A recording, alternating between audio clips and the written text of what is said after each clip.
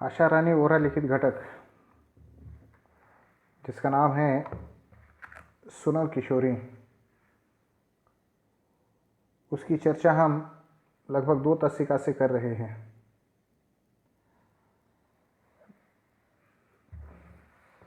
किशोरावस्था में जीवन जीने वाली लड़कियां या फिर किशोरावस्था में जीवन जीने वाले लड़के, उनको एक सीख देने का प्रयास इस घटक में किया गया है, जिसका नाम है सुनो किशोरी। वैसे देखा जाए तो यह घटक पत्र शैली में लिखा गया यह घटक है। किशोरियों की शंकाओं को, प्रश्नों को, उनकी दुश्चिंताओं को इस घटक के माध्यम से समाधान पूर्वक सलाह देने का प्रयास यहाँ पर किया है। मैंने इसके पहले आपसे कहा था कि हमारे देश की नई पीढ़ी पर पश्चिमी देशों से आ रहे मूल्य या वहाँ की संस्कृति हावी होती चली जा रही है, या फिर उन मूल्यों का या उन संस्कृति का यह नई पीढ़ी बिना सोचे समझे उसका स्वीकार करने लगी है, और इस कारण उनके जीवन का सौंदर्य जो है नष्ट होता चला जा रहा है। तो इसीलिए इस घटक के माध्यम से लेखिका आशा रानी वोहरा भारतीय संस्कृति, परंपरा और संस्कार, इसे किशोरावस्था के लड़के लड़कियों में उतारना चाहिए, ऐसा आशा रानी वोहरा जी का मानना है। मैंने कहा आपसे कि पत्रात्मक शैली में लिखा हुआ घटक है।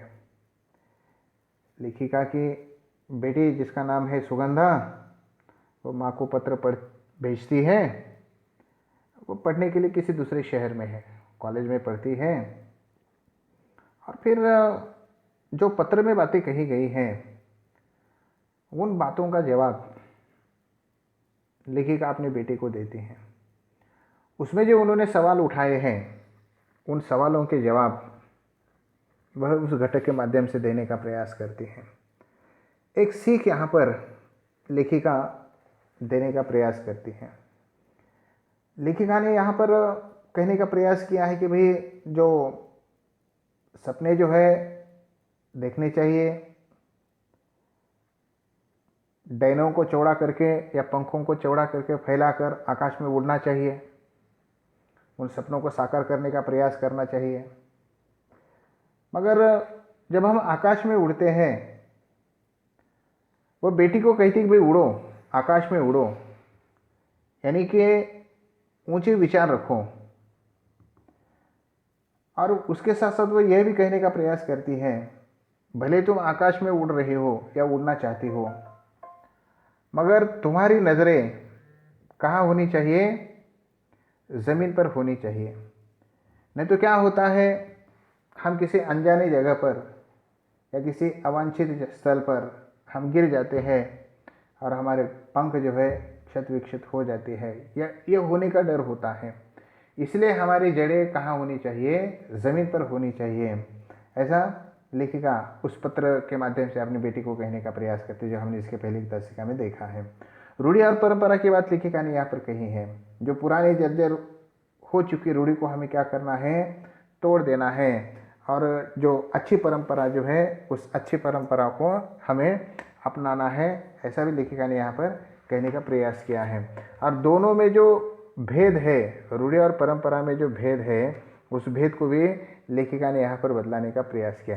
एक बड़ी सुंदर बात लेखिका यहाँ पर कहती हैं, जो हमने कल की दशका में देखी है, कि उन्होंने कहा है कि भाई नए मूल्यों को हमें क्या करना है? उसे पहचान कर अपनाना है। जो नए मूल्य चले आ रहे हैं, बदलते मूल्य, हर बार कहते हैं ना भाई समय बदल रहा है, समाज बदल रहा है, ज़माना बदल रहा है, और बदलते हुए समय के साथ या बदलते हुए समाज के साथ हमें चलना चाहिए। तो ठीक है, मगर हमें पहचान कर चलना चाहिए। पहचान इस शब्द को हमें क्या है, हमारे मन में बिठाना चाहिए।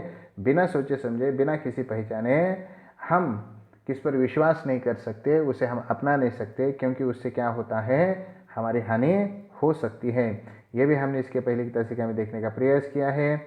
मैंने अभी अभी आपसे कहा कि भाई रूढ़ी और परंपरा का अर्थ उन्होंने, या दोनों में जो फर्क है वह उन्होंने यहाँ पर बतलाने का प्रयास किया है कि रूढ़ी स्थिर है, परंपरा निरंतर गतिशील है, चलती रहती है। और सड़ी गली जो रूढ़ी जो है, उस रूढ़ी को हमें क्या करना चाहिए, फेंक देना चाहिए। जो जर्जर हो चुकी रूढ़ी को हमें क्या करना चाहिए, फेंकना चाहिए।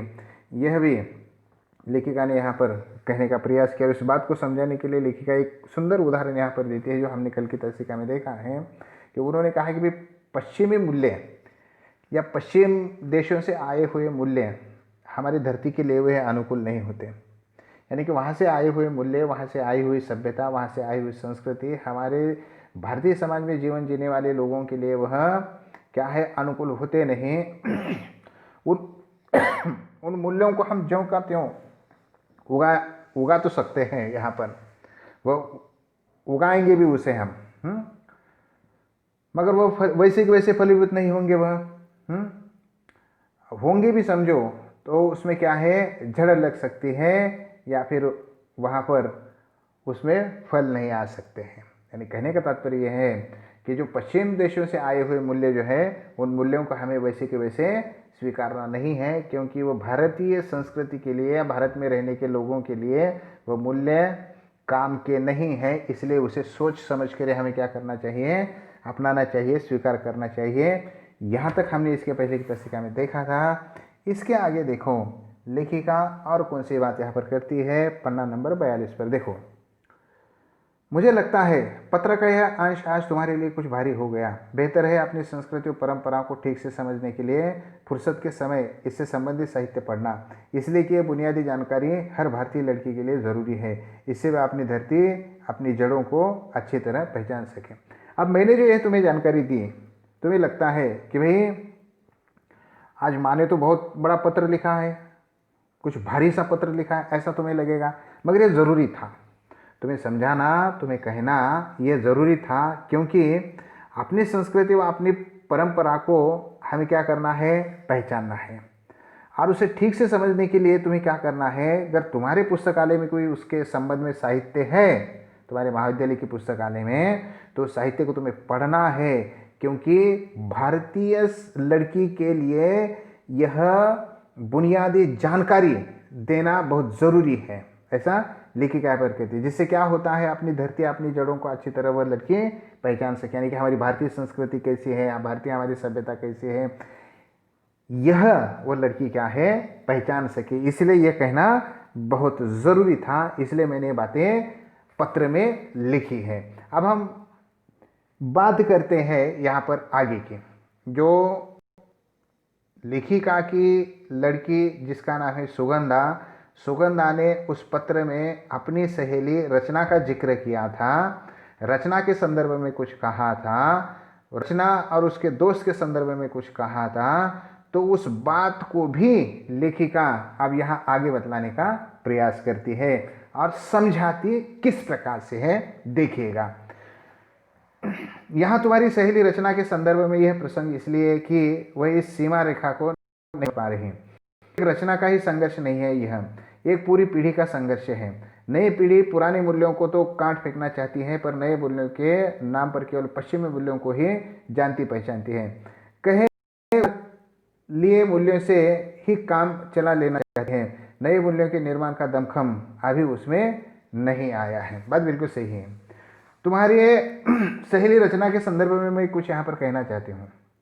जो तुमने लिखा है, वह तुम्हारी सहेली इस सीमा रेखा को जान पा रही है। और यह सिर्फ तुम्हारी सहेली की बात नहीं है, तुम्हारे ये जो नई पीढ़ी जो है, नई पीढ़ी की यह बात है, नई पीढ़ी के संघर्ष की यह बात है। क्योंकि आज की नई पीढ़ी क्या करती है, पुराने मूल्यों को तो काट कर फेंकना चाहती है, पर जो नए मूल्य जो है, उन नए मूल्यों के नाम पर वो क्या कर रही है, केवल जो पश्चिमी मूल्यों को ही वह अपनाना चाहती है, पश्चिमी मूल्यों को ही वह जानती है, पहचानती है। इसीलिए मैं कहती हूँ, लेखिका ने कहा यहाँ पर अपनी बेटी को कि इसलिए मैं कहती हूँ कि उधार से लिए मूल्य से काम नहीं चलाना चाहिए। मगर तुम्हारी पीढ़ी के जो लड़कियां जो है या लड़के जो है उन मूल्यों से काम चला रही है, उन मूल्यों में कोई निर्माण का दमखम नहीं है, कुछ सोच समझ उस मूल्य में हमें दिखाई नहीं देती। इसलिए उन मूल्यों को हमें क्या है, सोच समझ कर ही अपनाना चाहिए, ऐसा ओरा जी, आशा रानी ओरा कहती है। आगे उन्होंने क्या कहा देखो, सुनो, नए मूल्यों का निर्माण करना है तो नए ज्ञान विज्ञान को पहले अपनी धरती पर टिकाना होगा। अपने सामर्थ्य और अपनी सीमाओं में से ही उसकी पगडंडी काटनी होगी। यह पगडंडी काटने का साहस ही पहले जरूरी है। नई चौड़ी राह उसी में से ही खुलती दिखाई देगी। तुम अपनी सहेली रचना को यह समझाओ कि क्रांति की बड़ी बड़ी बातें करना आसान है, कोई छोटी सी क्रांति भी कर दिखाना कठिन है, और एक ही झटके में यूं टूट हार कर बैठ जाना तो निहायत मूर्खता है। फिर अभी तो वो प्रथम वर्ष के पूर्वार्ध में ही है, अभी से उसे ऐसा कोई कदम नहीं उठाना चाहिए। ज़रूरी हो तो सोच समझ कर वे अपनी दोस्ती को आगे बढ़ा सकते हैं। अब यहाँ पर देखो, लेखिका क्या कहती है कि भाई नए मूल्यों का हमें निर्माण करना है तो क्या करना पड़ेगा, नए ज्ञान विज्ञान को हमें पहले अपनाना पड़ेगा। इस धरती पर उसे टिकाना होगा। फिर हमें जो सामर्थ्य है, हमें जो सीमाएं हैं, उस सीमाओं को हमें देखना पड़ेगा और फिर उसके बाद हमें क्या है, हमें साहस दिखाकर नई चौड़ी राह हमें बनानी पड़ेगी और उस राह पर हमें चलना पड़ेगा।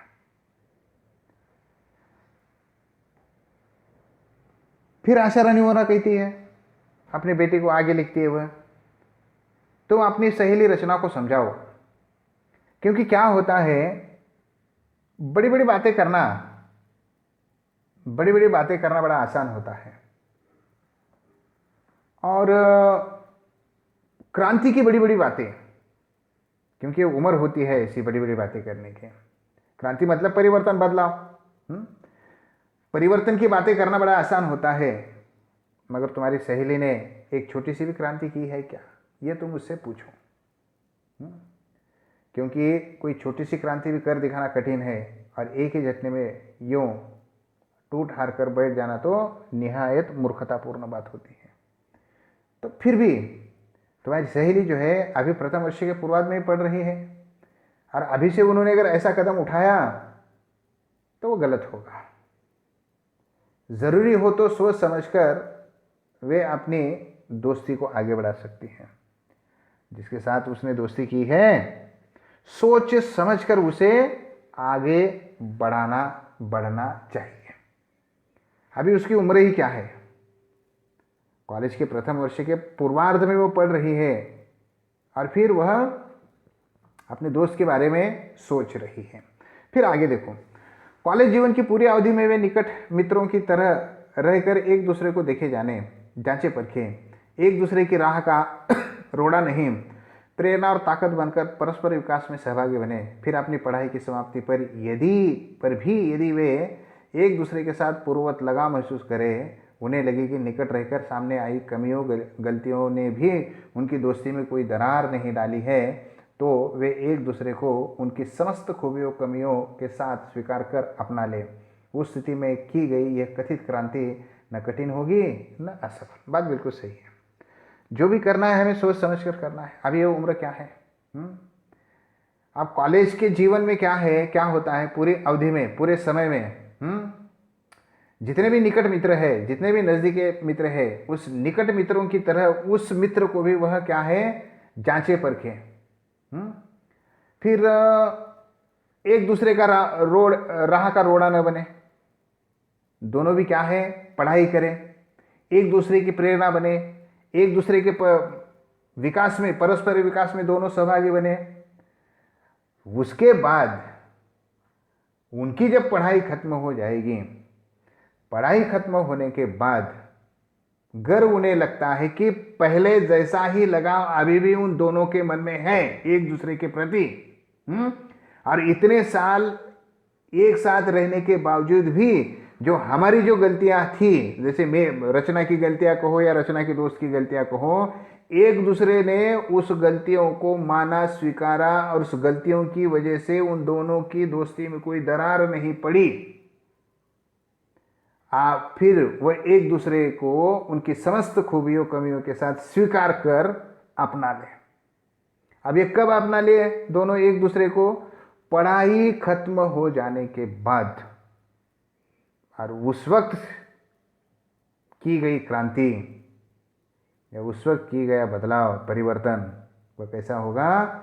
कठिन नहीं होगा, वह असफल भी नहीं होगा। मगर अभी वह दोनों एक दूसरे को अपना ले तो उनका जीवन जो है, उनका जीवन आगे चलकर सफल नहीं होगा।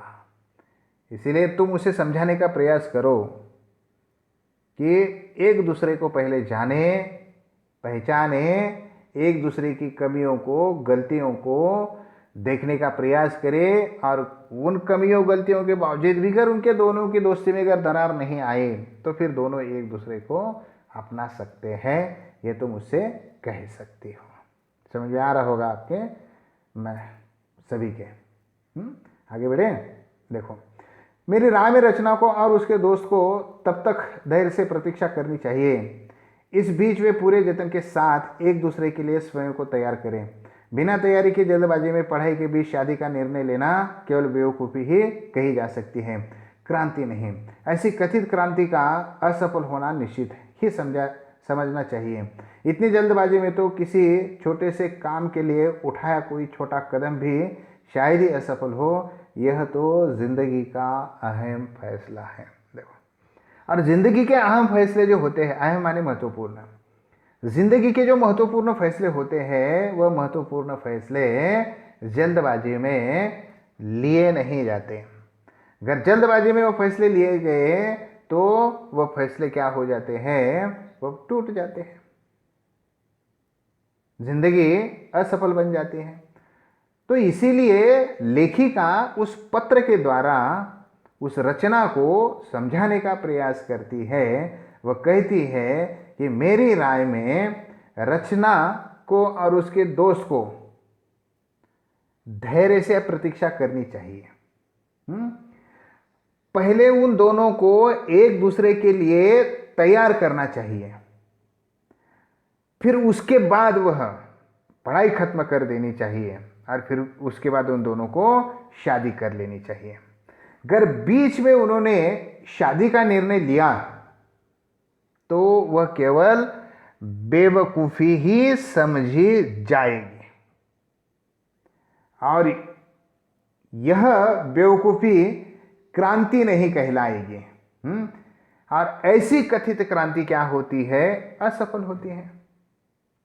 ऐसी कथित क्रांति असफल होती है। इसलिए क्या है, इस मामले में जल्दबाजी नहीं करनी चाहिए। क्योंकि जल्दबाजी में हम क्या करते हैं? अक्सर गलतियां कर जाते हैं। छोटा कदम भी अगर आपने जल्दबाजी में उठा दिया तो शायद वह हमारे ज़िंदगी को असफल बना सकता है। तो इसीलिए यह जो फैसला है, ये बड़ा ही अहम फैसला है। तो इस फैसले को क्या करना चाहिए? सोच समझ कर ही लेना चाहिए। ऐसा लेखिका उस पत्र के माध्यम से कहने का प्रयास करती है। लेखिका ने आगे क्या कहा है, देखो, मैं समझती हूँ रचना की इस मूर्खतापूर्ण क्रांति में उसकी सहायता न करने का तुम्हारा निर्णय एक सही निर्णय है, पर तटस्थ रहना ही काफ़ी नहीं है। यदि रचना सचमुच तुम्हारी प्यारी सहेली है तो उसका हित अहित देखना ही भी तुम्हारा काम है, उसमें हस्तक्षेप करना भी। वह कहती है अपनी बेटी को पत्र के द्वारा, रचना की इस मूर्खतापूर्ण क्रांति में तुमने उसकी सहायता न करने का निर्णय लिया है, तटस्थ रहने का निर्णय लिया है। ये ठीक है, ये निर्णय तुम्हारा सही है। मगर यदि वह तुम्हारी सचमुच प्यारी सहेली है तो उसके हित और अहित को भी देखना तुम्हारा काम है और उसे समझाना तुम्हारा काम है। वह अपने दोस्त से अभी शादी न करे, पढ़ाई खत्म करने के बाद जांच परख कर वह अपने दोस्त से शादी करे, ऐसा तुम अपनी सहेली रचना से समझा सकती हो। तटस्थ तुम रह नहीं सकती, ऐसा लेखिका अपनी बेटी को कहती है। आगे देखो, पर रचना को इसके लिए दोष देने व उसकी भर्त्सना, भर्त्सना का अर्थ होता है अनुचित काम करने से भी बात नहीं बनेगी, बिगड़ जरूर सकती है। हो सकता है कथित प्यार के जुनून में इसका उल्टा असर हो और वो तुम्हारी बात का बुरा मानकर उसे तुमसे कन्नी काटने लगे। इसलिए संभल कर बात करनी होगी और सूझबूझ से बात संभालनी होगी। तुम रचना की भर्त्सना मत करो कि तुमने गलत कार्य किया है, तुम्हें अभी शादी नहीं करनी चाहिए, अभी शादी मत करो। तुम उसे उसकी भर्त्सना या उससे अनुचित बात मत करो। अगर ऐसा तुमने किया तो हो सकता है बात बिगड़ जाएगी और पासा उल्टा पड़ेगा, वो तुमसे दूर दूर भागने लगेगी। इसीलिए तुम उसे समझाने का प्रयास करो, क्योंकि दोष अकेली रचना का होता नहीं है, हो सकता है उसके दोस्त का भी दोष हो, जो आगे चलकर लेखिका कहती। देखो, दोष अकेली रचना का है भी नहीं, दोष उसकी नासमझ उम्र का है या उसके उस परिवेश का है जिसमें उसे संभल कर चलने के संस्कार नहीं दिए गए हैं। यह उम्र ही ऐसी है जब कोई भावुक किशोरी किसी युवक की प्यार भरी मीठी मीठी बातों के बहकावे में आकर उसे अपना सब कुछ समझने लगती है और कच्ची रोमानी भावनाओं में बहकर जल्दबाजी में मूर्खता कर बैठती है। पछतावा उसे तब होता है जब पानी सिर से गुजर चुका होता है। बड़ी सुंदर बात लेखिका यहाँ पर कहती है। अकेले लड़की का दोष नहीं होता, उसमें लड़का भी दोषी होता है। जैसे यहाँ पर लेखिका कहती है, दोष उसकी नासमझ उम्र का भी है या उसके परिवेश का भी है, या हो सकता है जो उसे जो संभल कर चलने के लिए जो संस्कार नहीं दिए गए हैं, शायद उसका भी दोष हो सकता है। या फिर यह उम्र ही ऐसी होती है कि ऐसी उम्र में कोई भावुक किशोरी किसी युवक की प्यार भरी मीठी मीठी बातों के बहकावे में आकर उसे अपना सब कुछ समझने लगती है। यहां पर संस्कार की बात करती है लेखिका। बच्चों को अच्छे संस्कार देना यह माँ बाप का काम होता है। क्या सही है क्या गलत है, इसकी पहचान कराना माँ बाप का काम होता है। हो सकता है कि उस रचना को या तुम्हारी सहेली को उसे संभल कर चलने के संस्कार नहीं दिए गए हो सकता है दोष उसका हो, और इसीलिए वह उस युवक की कच्ची रोमानी भावनाओं में बहकर जल्दबाजी में मूर्खता कर बैठी हो, और उसे पछतावा कब होगा, जब पानी सर से ऊपर चला जाएगा। तो इसीलिए अभी उसे समझाने का तुम प्रयास करो, उसे तुम समझाओ, ऐसा लेखिका यहाँ पर कहती है। देखो, इस अल्लड़ उम्र में अगर वह लड़की अपने परिवार के स्नेह संरक्षण से मुक्त है, आज़ादी के नाम पर वह स्वयं को जरूरत से ज़्यादा अहमियत देकर अंतर्मुखी हो गई है, तो उसके फिसलने की संभावना अधिक बढ़ जाती है। अपने में अकेली पड़ गई लड़की जैसे ही किसी लड़के के संपर्क में आती है, उसे अपना हमदर्द समझ बैठती है और उसके बहकने की, उसके कदम भटकने की संभावना और भी बढ़ जाती है। लगता है अपने परिवार से कटी रचना के साथ ऐसा ही है। यदि सचमुच ऐसा है तो तुम्हें और भी सावधानी से काम लेना होगा, अन्यथा उसे समझाना मुश्किल होगा, उल्टे तुम्हारी दोस्ती में दरार आ सकती है। बात सही है, क्योंकि आजकल क्या हो गया है कि अल्लड़ उम्र में, अल्लड़ का अर्थ होता है भोला भाला, अल्लड़ उम्र में अगर लड़की अपने परिवार के प्रेम से, स्नेह के संरक्षण से अगर मुक्त है, आजादी के नाम पर स्वयं को वह अधिक अहमियत देती है, अधिक महत्वपूर्ण समझती है, तो उसके फिसलने के चांसेस बहुत है, ऐसा लेखिका कहती है यहाँ पर। हमें आज़ादी चाहिए, होता है ना ऐसा, अब हमारे देहातों में ये बातें होती नहीं, मगर बड़े बड़े शहरों में जो हाई सोसाइटी में जीवन जीने वाले जो लोग होते हैं उनमें ये बातें हमें दिखाई देने लगती है कि पूरी छूट, खुली छूट वहाँ पर उस परिवार में जीवन जीने वाले लड़के और लड़कियों को दी जाती है। हमारे इधर होता नहीं, ऐसी बातें हमें यहाँ पर देखी नहीं जाती।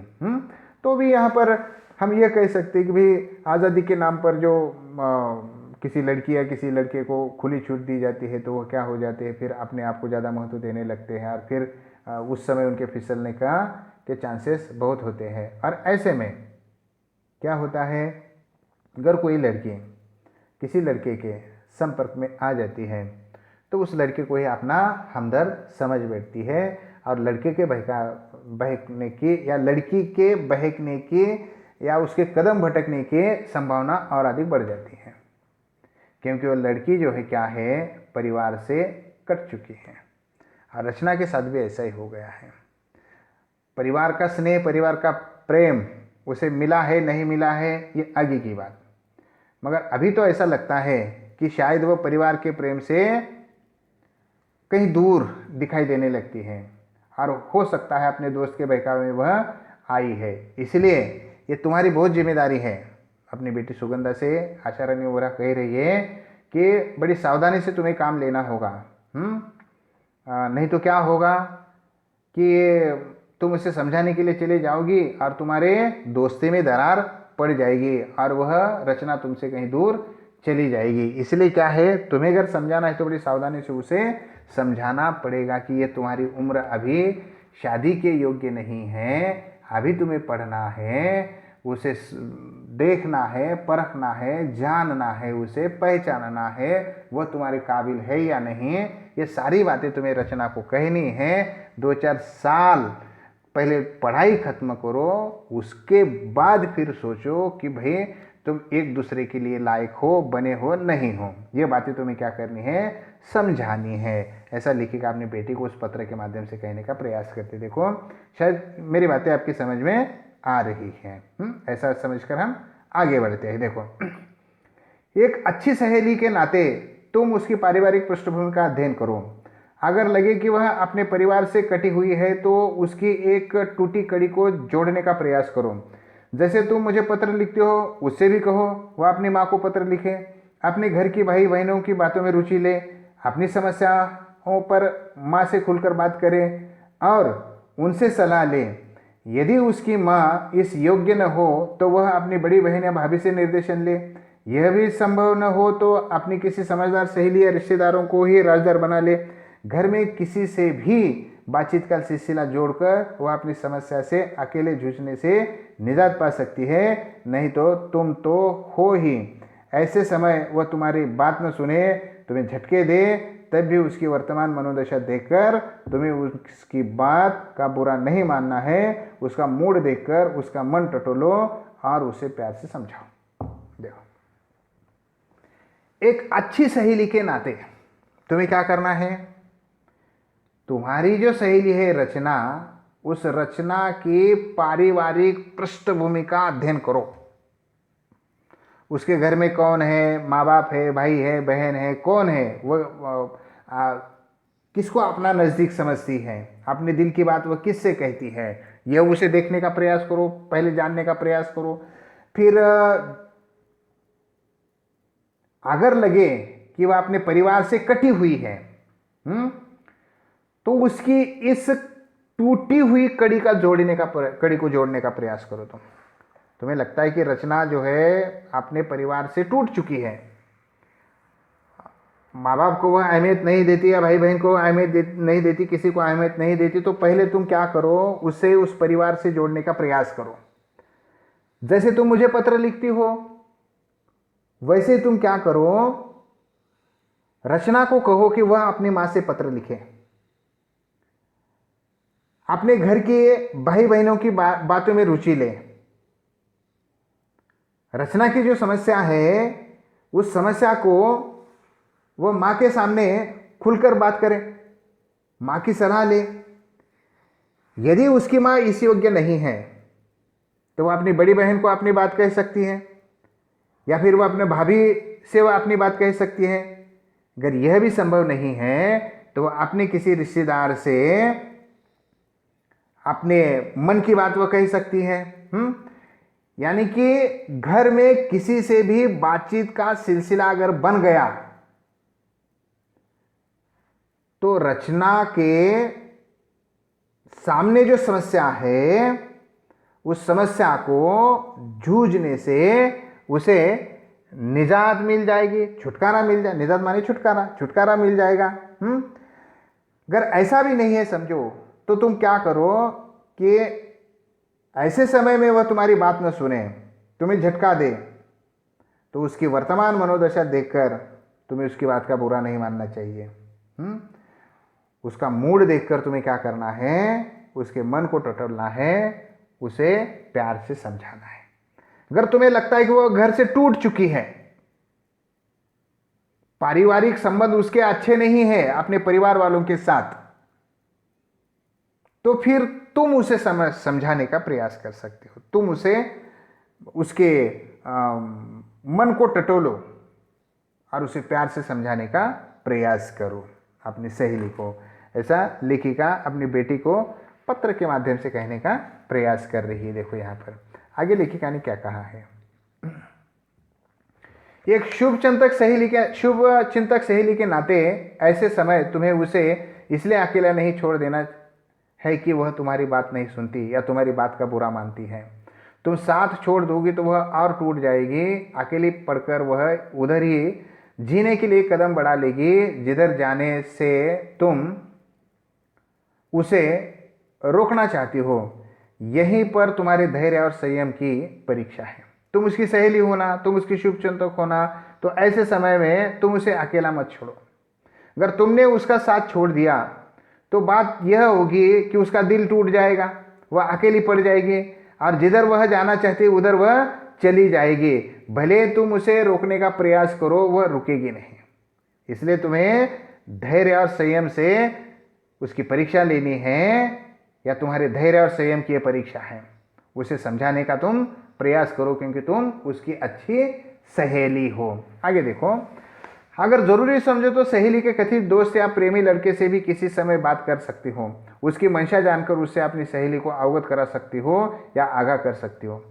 तुम्हारी सहेली तुम्हारी बात नहीं सुन रही है तो तुम यह काम कर सकती हो, उसका जो कथित दोस्त है उस दोस्त या उस प्रेमी से तुम मिल सकती हो, उसकी मंशा जानकर ले सकती हो। मंशा मानी इच्छा जानकर ले सकती हो, और फिर उसके मन में क्या है जब उसने तुमसे कहा तो वह सारी बातें तुम अपनी सहेली से कह सकती हो, सहेली को अवगत करा सकती हो या सहेली से आगाह करा सकती हो। आगाह माने सचेत करा सकती हो, यह भी तुम कर सकती हो अगर तुम उसकी अच्छी सहेली हो तो, अगर तुम उसकी शुभचिंतक हो तो। देखो,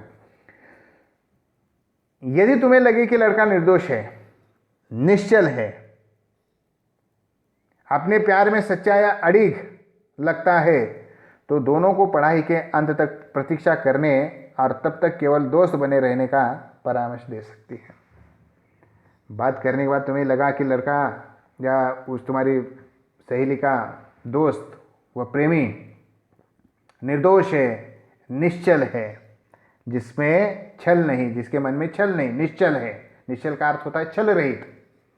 उसके मन में छल नहीं है। वो लड़का निर्दोष है, निश्चल है, अपने प्यार में सच्चा है, अड़िग है। अड़िग माने अटल, अटल है, अड़िग है। ऐसा अगर तुम्हें लगता है तुम दोनों को समझा सकती हो, दोनों को कह सकती हो कि भाई पहले पढ़ाई करो, पढ़ाई के अंत तक एक दूसरे की प्रतीक्षा करो, तब तक केवल दोस्त बने रहो। यह अच्छी बातें तुम उससे कह सकती हो। फिर देखो अंत में लेखिका ने क्या कहा है, क्या समझाने का प्रयास किया है। पर यहाँ भी तुम्हें सतर्कता बरतनी होगी। रचना को विश्वास में लेकर दोस्ती के दौरान उससे कोई गलत कदम न उठाने का वायदा लेना होगा, वरना दूसरों की आग बुझाते अपने हाथ जला लेना कोई अनहोनी या असंभव बात नहीं। इसलिए मैंने कहा है यह तुम्हारी सूझबूझ की भी परीक्षा होगी। और एक बात यह मत समझना कि सलाह केवल तुम बेटी हो इसलिए दी जा रही है। यही सलाह कोई भी माँ अपने पुत्र को भी देगी। ये बातें बेटा बेटी के लिए समान रूप से लागू होती है। मैं इसके परिणाम की प्रतीक्षा करूँगी। अगले पत्र में जानकारी देना दोगी ना तुम्हारी माँ। आशा रानी हो रहा जो भी हुआ। और ये जो घटक लिया है सुनो किशोरी पत्र संग्रह से घटक लिया है। देखो अंत में लेखिका ने बड़ी सुंदर बात यहाँ पर कही है। तुम्हें सतर्कता बरतनी है, दोनों को विश्वास में लेना है। रचना को विश्वास में लेकर दोस्ती के दौरान उससे कोई गलत कदम न उठाने का वायदा लेना है तुम्हें। यह उसे विश्वास में लेकर ये सारी बातें कहनी है। तुम्हें सूझबूझ का परिचय देना है। नहीं तो क्या होगा, अगर तूने रचना से कुछ कहा तो रचना गलत समझेगी और फिर तुमसे वह तुम्हारी तो दोस्ती जो है वह तोड़ देगी। इसलिए लेखिका यहाँ पर कहती है कि दूसरों की आग बुझाते बुझाते अपने स्वयं हाथ मत जलाकर ले लो, ऐसा भी वह सीख देने का प्रयास करती है। और अंत में बड़ी सुंदर बात लेखिका ने कही, देखो कि यह मत समझना कि तुम केवल बेटी हो इसलिए मैं तुम्हें सलाह दे रही हूँ। यही सलाह कोई भी माँ अपने पुत्र को भी दे सकती है। सिर्फ लड़की को ही सलाह दी जाती है ऐसा नहीं है। अच्छी सलाह बेटों को भी देनी चाहिए, क्योंकि बातें बेटा बेटी के लिए समान रूप से लागू होती है।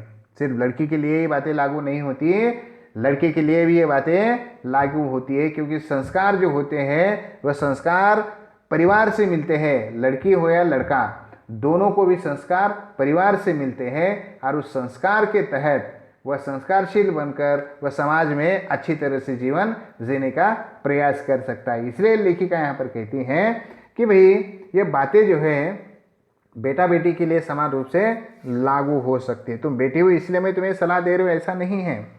अगर तुम मेरा बेटा भी होती तो शायद मैं तुमसे यही कहती। ऐसा लेखिका ने अंत में कहने का प्रयास किया है। और पत्र के अंत में उन्होंने कहा है कि भाई मैं इसके परिणाम की प्रतीक्षा करूँगी। मैंने जो बातें लिखी है उसका शायद परिणाम अच्छा निकले, उसकी मैं प्रतीक्षा करूँगी। अगले पत्र में ज़रूर मुझे जानकारी देना क्या हुआ। और फिर दोगी न ऐसा कहा गया है, प्रश्नार्थक चिन्ह है तुम्हारी माँ। एक बड़ी सुंदर बात है और एक बात कही गई, देखो यहाँ पर कि कोई गलत कदम न उठाने का वायदा लेना रचना से। और कभी कभी क्या होता है, दूसरों की आग बुझाते अपने हाथ जला लेना कोई अनहोनी या असंभव बात नहीं। इसलिए मैंने कहा है ये तुम्हारी सूझबूझ समझ की भी परीक्षा है। तुम समझदार हो, तुम्हारी सूझबूझ की परीक्षा है। तुम रचना को संभाल सकती हो, समझा सकती हो।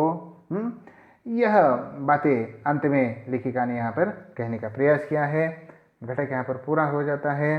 घटक शायद आपकी समझ में आया होगा, ऐसे हम अपेक्षा करेंगे। घटक के जो प्रश्न हैं वह प्रश्न हम आने वाली तासिका में देखने का प्रयास करते हैं। यहाँ पर हम रुकते हैं।